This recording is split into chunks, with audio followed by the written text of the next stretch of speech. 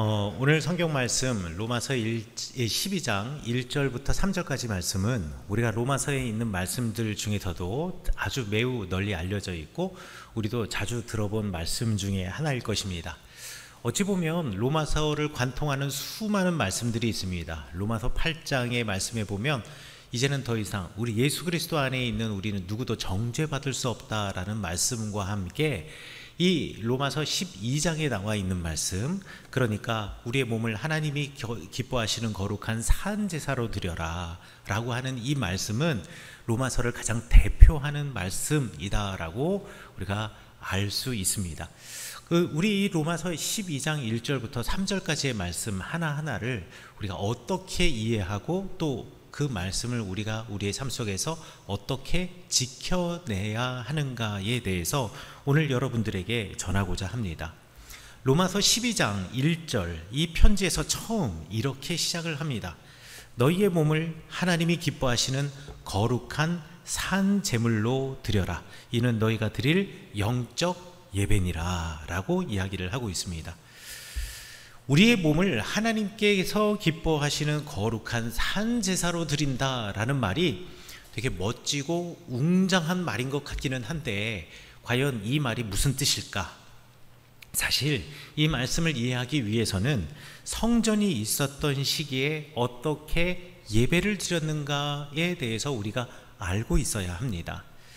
성전이 있었던 시대에는 구약 성경의 시대이기도 하고 예수님의 시대이기도 하고 지금 이 로마 교인들에게 편지를 쓰고 있는 바울 선생님의 시대이기도 했습니다. 이 시대에는 예배를 어떻게 드렸냐면 내가 하나님께 나아갈 때 부정한 나의 삶을 정결케 하기 위해서, 깨끗이 않은 나의 삶을 정결케 하기 위해서 양이라든가 염소라든가 소를 가지고 성전으로 가져가서 그것을 잡아 제물로 드리면서 예배를 드렸습니다. 그런데 레위기 1장부터 7장까지 그 제사를 드리는 방법, 예배를 드리는 방법이 자세하게 나와 있는데요. 그 내용을 보면 이렇습니다. 일단 한 사람이 만약에 양을 가져간다고 해요. 양을 가져갈 때 반드시 갖추어야 할 자격은 무엇이냐면 이 양이 흠이 없어야 한다라는 겁니다. 그리고 숫양이어야 한다라는 거예요. 수컷이요. 수컷 흠이 없는 양을 가져가면 어떻게 하느냐? 가져간 내가 그 양의 머리 위에다 나의 손을 얹어놓고 기도를 하는 겁니다. 제일 먼저 하는 것이 그겁니다. 무슨 기도를 하냐? 하나님, 내가 죄인입니다. 하나님, 내가 깨끗하지 않습니다. 내가 오늘 주님 앞에 나를 드립니다. 오늘 내가 죽고 다시 새 사람 되게 하여 주옵소서 라고 기도하면서 그 양 위에다가 자신의 죄를 고백하고 그 자신의 죄를 모두 양에게 전가하고 그렇게 해서 양 머리에 손을 얹고 기도하고 난 다음에 그 양을 잡는 겁니다. 그러니까 우리가 외형적으로 보면 양을 잡는 것이고 외형적으로 보면 염소나 소를 잡는 것이지만 사실 나를 죽이는 행위, 그것이 바로 예배입니다. 그러니까 나는 죽고 하나님과 더불어 다시 태어나는 삶, 다시 시작하는 삶을 이야기하는 것이 예배라는 것이죠. 예배는 그렇습니다. 내가 예배당에 들어오기 이전까지의 삶은 이러이러했지만 내가 오늘 예배드리고 난 다음 나의 과거의 삶을 하나님께 전부 다 올려드리고 이제 나의 과거의 모습, 옛 모습은 이제 죽으니 새 사람 되게 하옵소서. 새 사람 되겠습니다. 새 사람으로 거듭나겠습니다. 과거의 내 생각은 다 이제 버리고 하나님의 생각, 하나님의 마음으로 살아가겠습니다. 이게 고백하는 게 예배입니다. 또 예배에서 하는, 제물을 드리면서 하는 또 다른 행동이 있는데 그게 무엇이냐면 그 잡은 양의 배를 가르고 가죽을 벗기고 난 다음에 그 내장을 전부 다 깨끗이 씻는 겁니다. 내장을 깨끗이 씻는 작업은요, 그냥 깨끗하게 씻는구나, 우리는 그냥 머릿속으로 상상하면서 그렇게 생각하기는 하는데요, 그게 그렇게 깨끗한 작업이 아닙니다. 양을 잡고 내장을 씻어낼 때는 내장 안에 있는, 특별히 그게 창자라고 한다고 하면은요, 내장 안에 있는 온갖 오물들을 전부 다 빼내고 그것을 깨끗하게 해야 됩니다. 그러다 보면은요, 냄새도 많이 나고요. 그러니까 내가 아무리 정결하고 깨끗한 옷을 입고 하나님 앞에 예배드리러 갔을지라도 양을 잡으면서 내 옷에 피가 튀기도 하고, 또 내 옷이 땀범벅이 되기도 하고, 또 내 옷에 그런 냄새가 배기도 합니다. 그런 모습을 보면서 나라고 하는 존재가 이런 존재구나.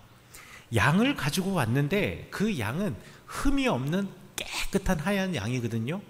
그런데 내 모습은 정말 흠없고 깨끗한 양처럼 보이지만 그 내장을 씻어내면서 그럼에도 불구하고 이 깨끗함 속에 감추어져 있는, 남들은 모르는 이런 정결하지 않은, 냄새나는, 깨끗치 않은 모습이 내 안에 있구나 라는 것을 알고, 주님, 내가 그런 사람입니다. 내가 이렇게 냄새나는 사람입니다.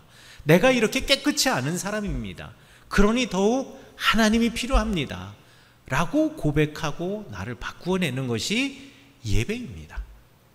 그러니 바울 선생님께서는 너희 몸을 하나님께 기뻐하시는 거룩한 산 제물로 드리라 라고 이야기하는 것은 예배를 통하여서 우리의 지금 모습, 나의 지금 이 모습이 어떤 모습인 줄 알고 내가 어떤 존재인지를 인지하고 난 다음 내가 죽고 다시 하나님의 사람으로 거듭나라.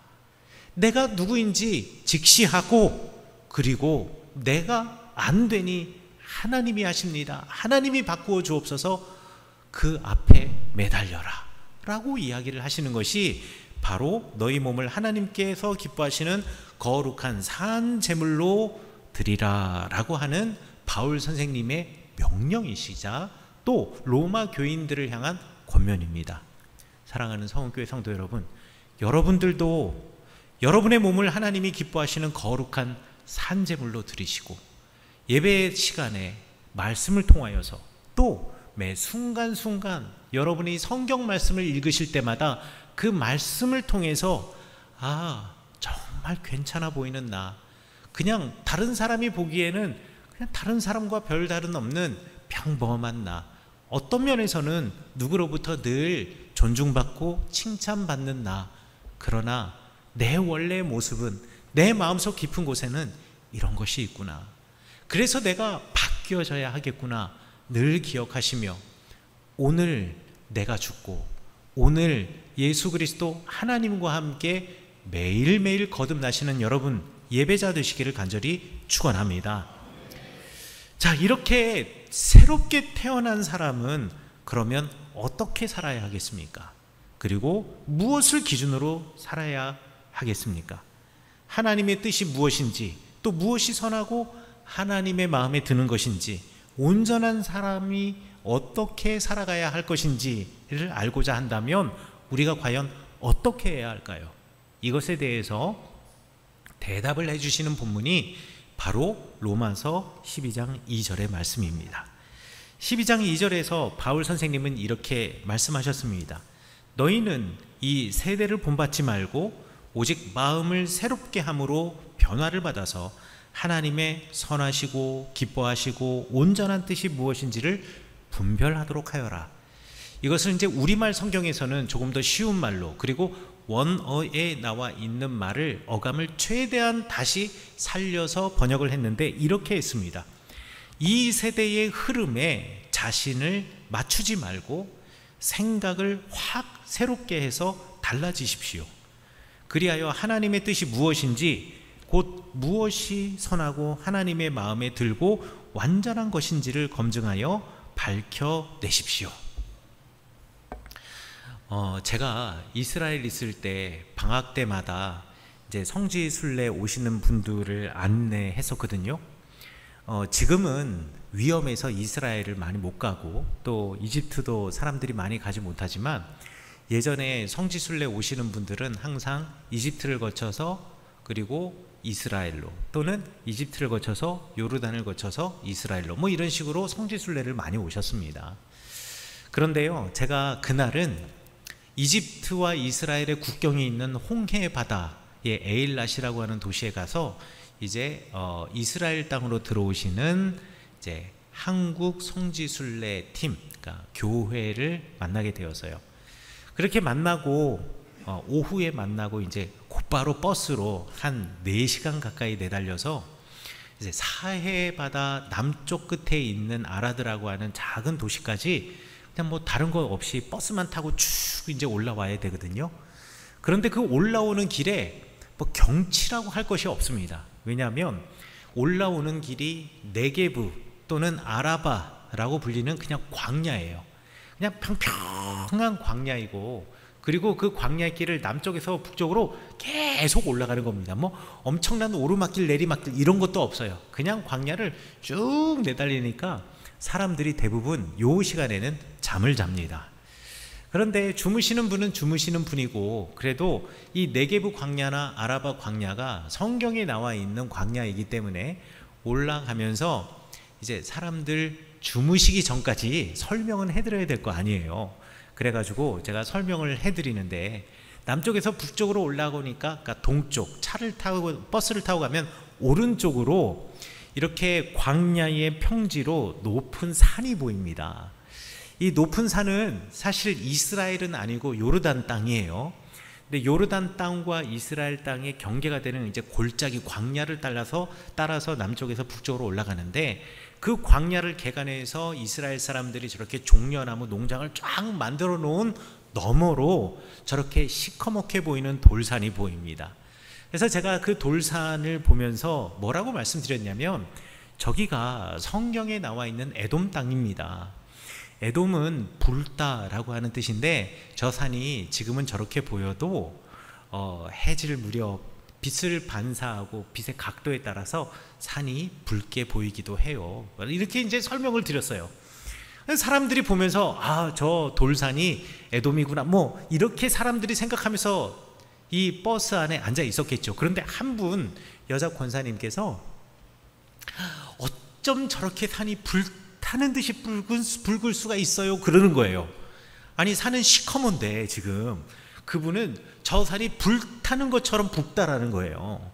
그래서 제가 생각하기에, 또 사람들이 생각하기에, 저 권사님께서 믿음의 눈으로 저 산을 보니, 저 산이 또 에돔이라고 하니, 저 산지가 에돔 땅이라고 하니, 그리고 에돔이라는 말이 붉다라는 뜻을 가지고 있다라는 것 때문에 믿음의 눈으로 저 시꺼먼 돌산을 보면서 붉은색이구나 라고 사람들이 다 생각했을 거예요.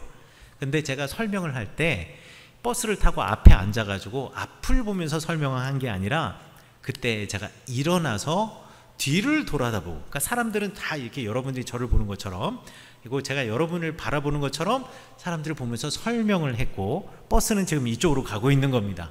그러니까 제가 그 말을 하는 권사님 앉아 계신 분을 딱 보니까 저는 왜 이분이 그 산을 보면서 불타는 듯 붉은 산이라고 얘기했는지 알 수 있었어요. 그래서 제가 뭐라고 얘기했느냐, 그 권사님께, 권사님 선글라스를 벗으세요. 선글라스가 제가 들어올 때 국경에서부터 봤는데, 보통 선글라스 알은 검은색, 뭐 푸른색 이런 거잖아요. 좀 이렇게 젊은이들은 좀 푸른색 알을 많이 쓰고, 그 다음에 어른들일수록 이제 검은색 알을 많이 쓰는데, 제가 그분이 되게 눈이 띄었던 것은 아주 화려한 태의 선글라스에 핑크색 알이었어요. 그런데 그분이 그 핑크색 선글라스를 보고 저 시꺼먼 산을 보니 산이 붉게 뻘겋게 보이는 거죠. 제가 그걸 보면서 이런 생각을 했습니다. 우리가 어떤 눈으로 세상을 보느냐에 따라 세상의 색깔이 달라지는구나. 우리가 붉은색 선글라스, 붉은 알의 선글라스를 끼고 세상을 바라보면 세상은 좀 더 붉게 보일 것이고, 푸른색 알의 선글라스를 끼고 세상을 보면 세상은 좀 더 푸르게 보일 것이고, 검은색 선글라스를 끼고 세상을 보면 세상은 조금 더 빛이 차단된 좀 짙은 색으로 보일 것이고, 그런 거죠. 우리가 맑은 안경을 쓰고 있느냐 아니면 색깔 있는 선글라스를 쓰고 있느냐에 따라 세상이 달라 보이는 것처럼, 바울 선생님이 이야기하는 것은 이겁니다. 이 세대의 흐름에 따라서 그들이 쓰고 있는 안경을 쓰지 말고, 이 세대가 그 안경을 쓰고 있다고 해서 너도 나도 모두 다 그 색깔의 안경을 쓰는 것이 아니라, 우리가 정말 써야 할 안경이 있다면 그것은 예수 그리스도다. 그것은 하나님이다. 그것은 성령님이시다. 하나님의 눈으로 세상을 바라보고, 예수 그리스도의 눈으로 세상을 바라보고, 그리고 성령님의 눈으로 세상을 바라보라는 것입니다. 하나님의 눈으로 세상을 보면, 세상에 하나님의 눈으로 세상을 보면 그처럼 사랑스러운 것이 없고, 예수님의 눈으로 세상을 바라보면 이처럼 아름다운 것이 없고, 성령님의 눈으로 세상을 바라보면 세상이 이렇게 감사할 것뿐인데, 왜 세상의 시류와 풍조에 따라, 그리고 그 상황에 매몰되어서 너의 눈으로 또는 세상의 눈으로 세상을 바라보고 있느냐? 우리의 시선은 바뀌어야 되지 않겠느냐? 이것이 바로 바울 선생님께서 2절에서 하신 말씀입니다. 너희는 이 세대를 본받지 말고, 너희는 이 세대의 흐름에 자신을 맞추지 말고 생각을 확 바꾸어내라. 하나님의 선하시고 기뻐하시고 온전한 뜻이 무엇인지 알기 원하느냐? 바로 하나님의 눈으로 세상을 바라보라는 겁니다.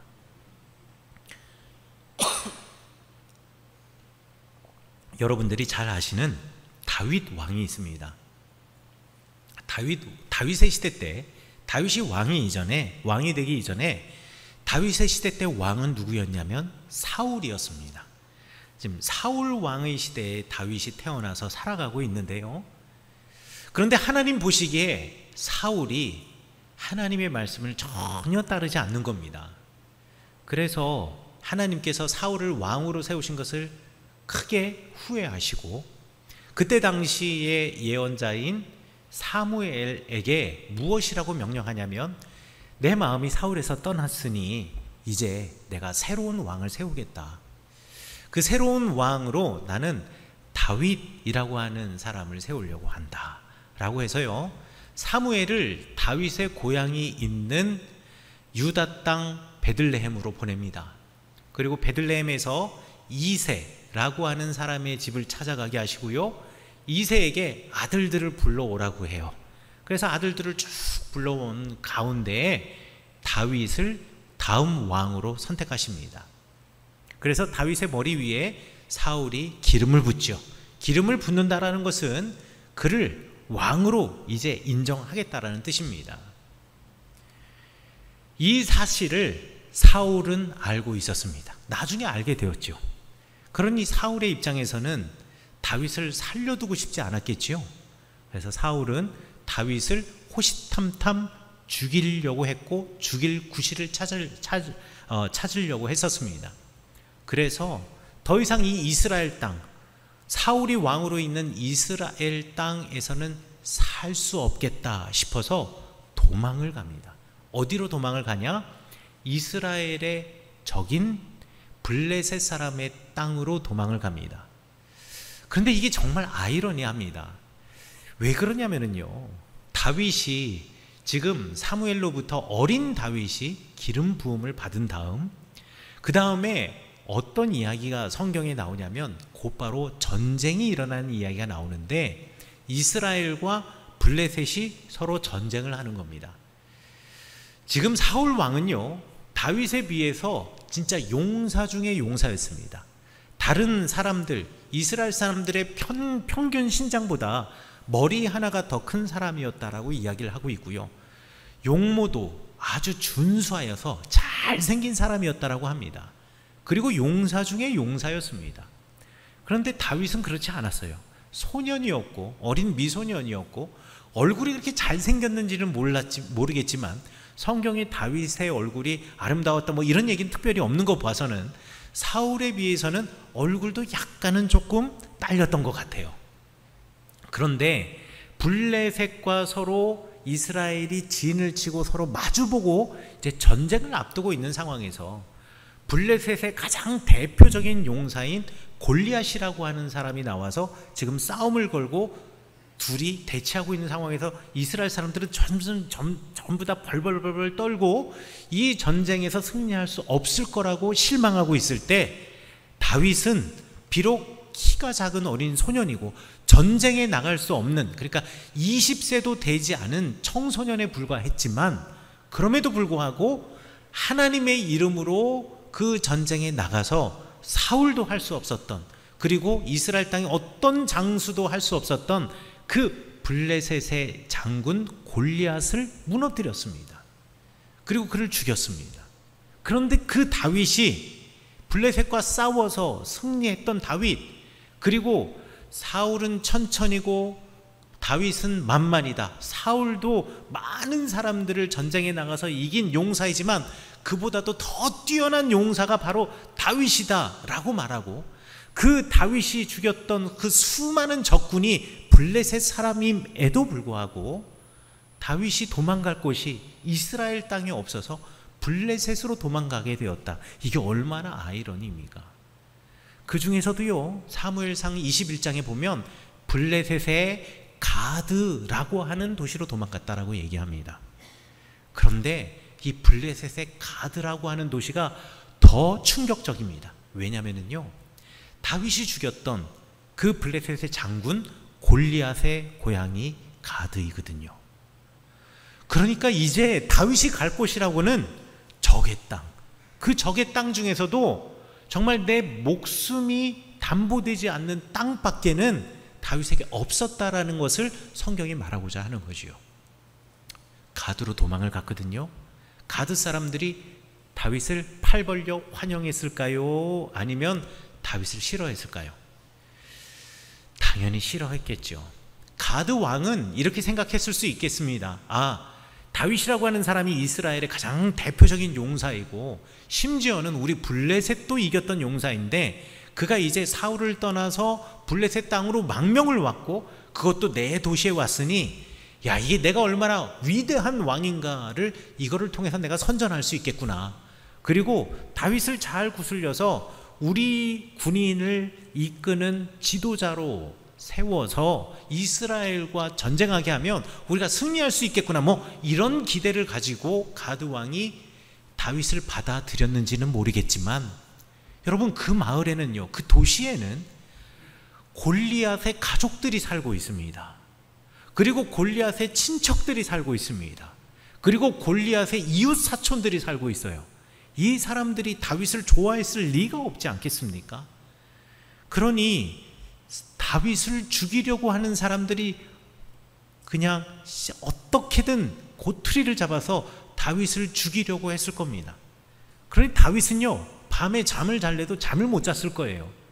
정말 신경쇠약처럼 바스락거리는 소리만 들려도 혹시 잠자고 있는 나를 죽이려고 온 마을 사람들, 이 블레셋 사람들이 아닐까, 내지는 골리앗의 가족이나 친척이 오지 않을까, 잠도 못 잤을 겁니다.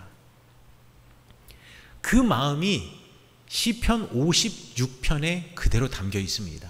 시편 56편이 다윗이 바로 그 블레셋의 가드에 도망갔을 때 불렀던 다윗의 노래이거든요. 거기 보면 이렇게 다윗이 시편에서 노래합니다. 원수가, 이 블레셋 사람들이 종일토록 나를 삼키려고 합니다.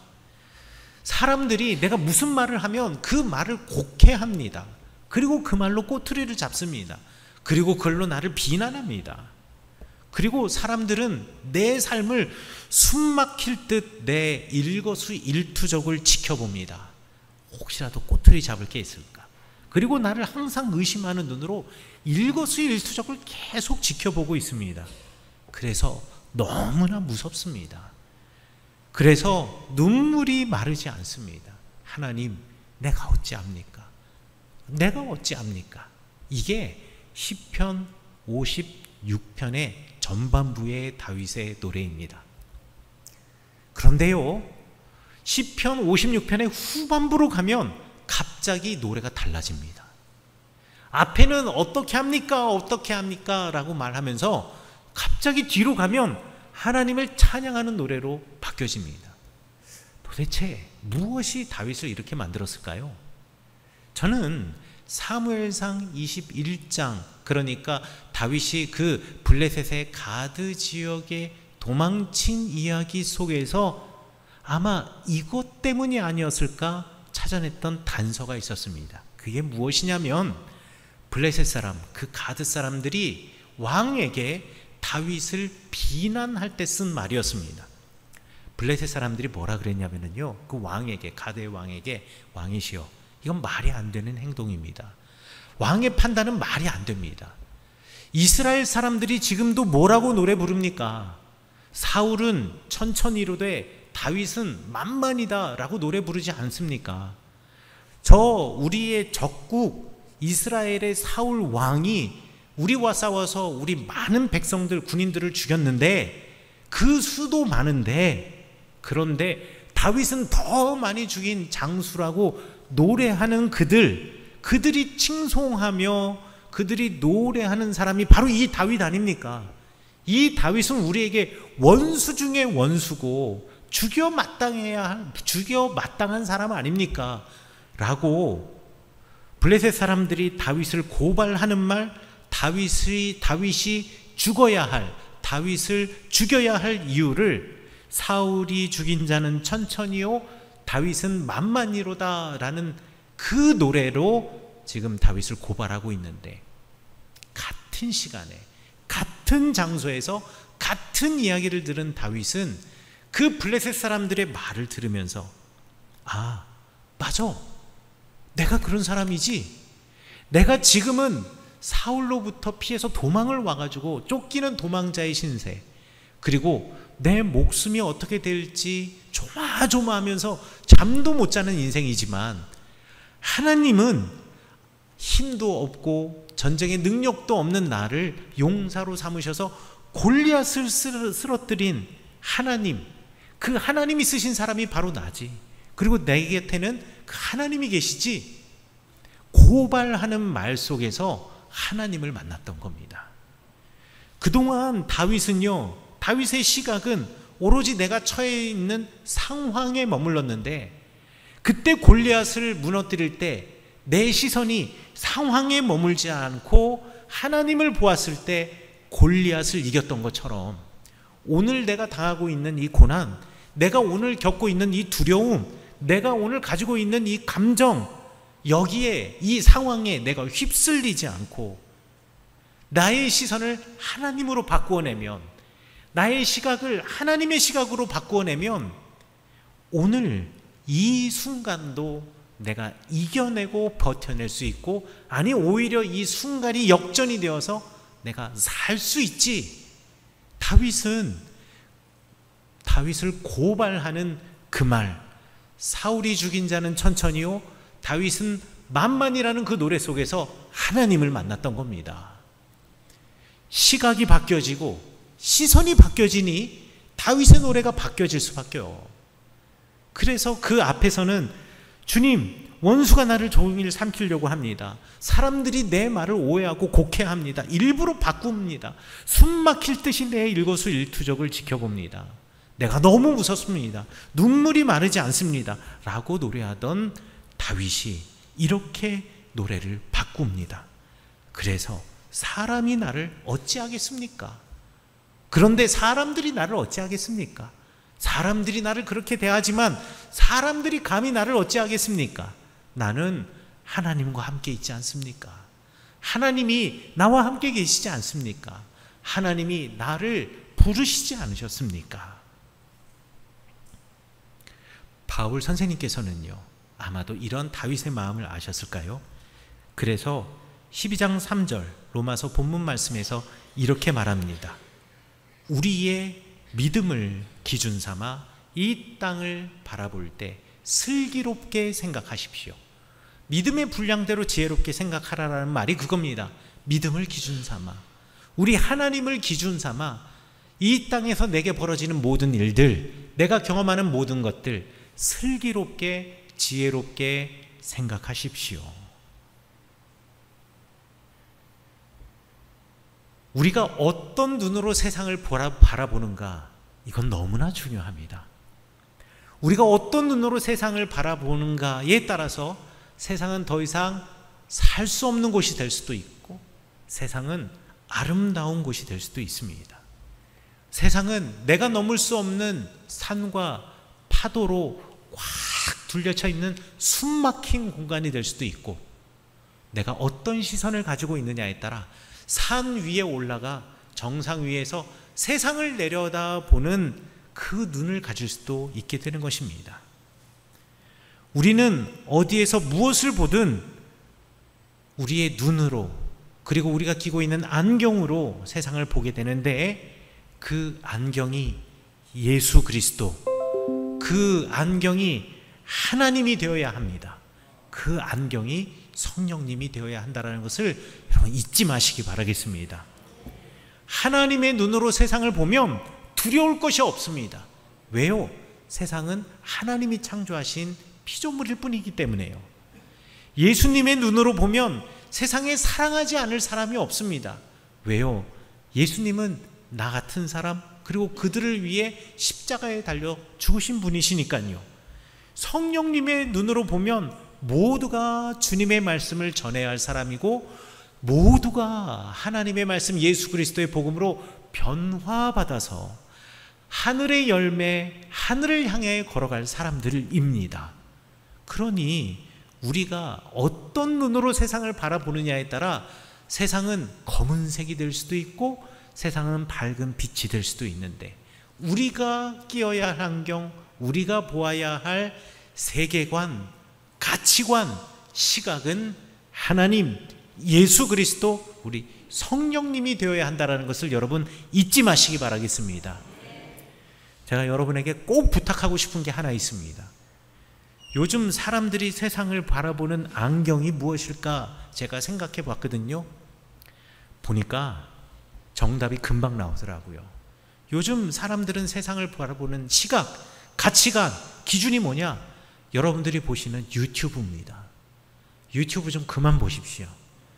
그 시간에 성경 보십시오. 하나님의 말씀이 여러분의 삶의 기준이 되어야 합니다.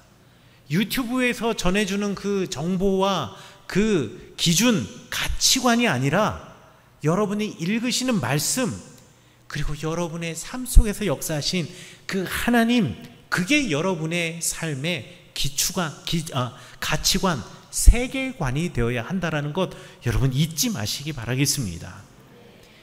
흘러가는 대로 살아가는 삶이 아니라 여러분 세상의 흐름을 바꾸어내는 사람이 되셔야 합니다.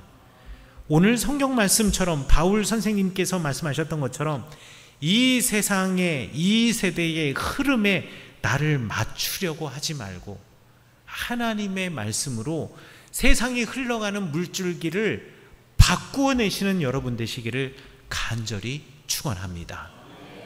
그래서 하나님의 눈, 예수님의 눈, 성령의 눈으로 여러분의 인생이 바뀌어지고, 여러분들이 보고 만나는 사람이 바뀌어지고, 그리고 여러분들이 살아가고 있는 여러분의 삶의 자리가 바뀌어지시는 여러분이 되시기를 간절히 축원합니다.